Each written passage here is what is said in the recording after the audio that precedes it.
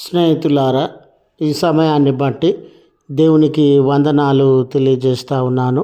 ప్రేమపూర్వకంగా మిమ్మల్ని అందరినీ వాక్య ధ్యానంలోనికి ఆహ్వానిస్తూ ఉన్నాను.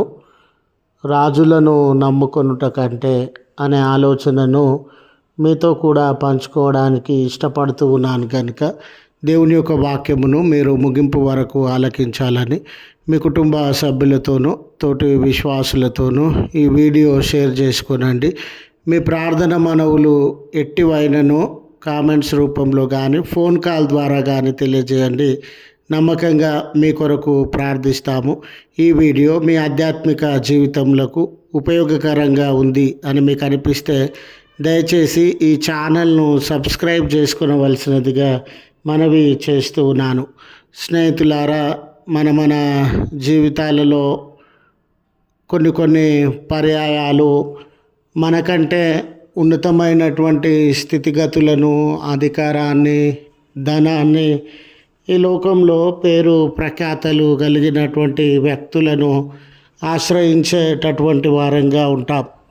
మనుషుల వైపు చూస్తూ పలాని వ్యక్తి రాజండి, ఆయన రాజకీయవేత్త అండి, లేక చాలా ధనము అధికారము కలిగినటువంటి వాడండి, ఆయన నా పక్షాన ఉన్నాడు కనుక నేను ఎటువంటి కొదువను సమస్యను అనుభవించను, నాకు ఎలాంటి ఆపద కలిగినా ఎలాంటి సమస్య కలిగినా వారు నాకు సహాయం చేస్తారు అనే ఆలోచనను, ధైర్యాన్ని కలిగి జీవించేటటువంటి వారంగా ఉంటాం. సరే, అలాంటి వారితో స్నేహమైన, అలాంటి వారి యొక్క అభిమానమును లేక దయను పొందడమైన శ్రేష్టమైన విషయమే.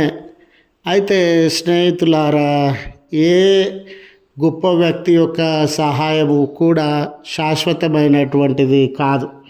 వారు కొన్ని పర్యాయాలు దావీదు గారిని సౌలు గారు అపార్థం చేసుకున్నట్లు మనల్ని అపార్థం చేసుకోవచ్చు. లేదా కొన్ని పర్యాయాలు మానవ జీవితము శాశ్వతమైనటువంటిది కాదు కనుక వారి దగ్గర ఉన్నటువంటి ధనమైనను, ప్రభావమైనను, అధికారమైనను వారిని విడిచి వెళ్ళేటటువంటిదిగా ఉండవచ్చు. వారన్నీ కలిగి ఉన్నప్పటికీ మనలను పట్టించుకోవడంలో అశ్రద్ధ చేసేటటువంటి వారుగా ఉండవచ్చు.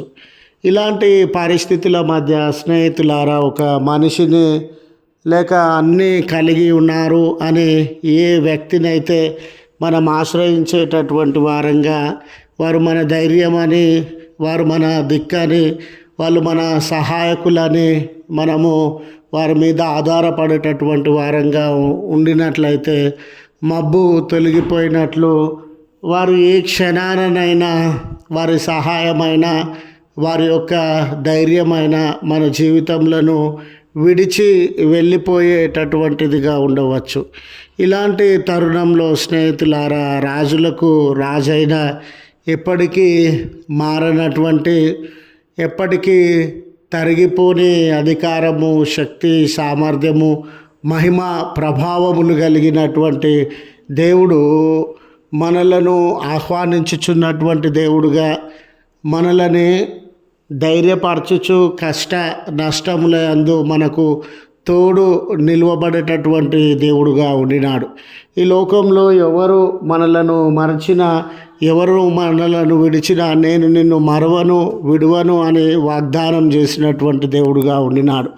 ఈరోజు అయ్యో వీరు దూరమయ్యారు, వారు నన్ను పట్టించుకోవడం లేదు, వీళ్ళు నన్ను అర్థం చేసుకోవడం లేదు అని ఎలాంటి సమస్యల మధ్య, వెలివేతల మధ్య, తృణీకార పరిస్థితుల మధ్య మన జీవితములు నలిగిపోతూ ఉన్న దేవుని ఆహ్వానము నీ వైపు ఉండిందని, ఆయన నీ పట్ల శ్రద్ధ కలిగి నిన్ను పట్టించుకొని నీ జీవితంలో ఉద్ధరించుటే అందు శ్రద్ధ కలిగినటువంటి దేవుడని గుర్తు చేస్తూ ఈ మాటలను ముగిస్తూ ఉన్నాను. ప్రార్థించుదము. కృపగల తండ్రి, ప్రేమగల మా రక్షక, నీ పరిశుద్ధ నామమునకు వందనాలయ్యా.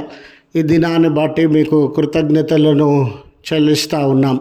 ఈ దినము మీ దీవెన మా పైన అనుగ్రహించండి.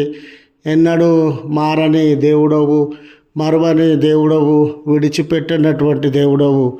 ఈ లోక సంబంధమైన పరలోక సంబంధమైన ప్రతి అధికారమును, ప్రభావ మహిమలను కలిగి ఉన్నటువంటి దేవుడవు.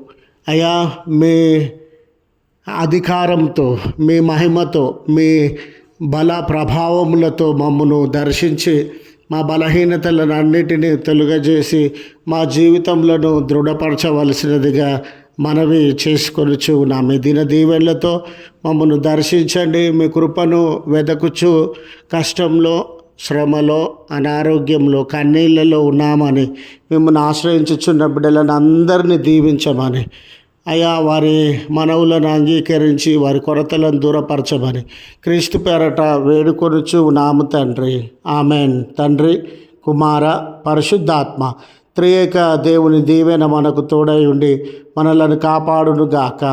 ఆమెన్.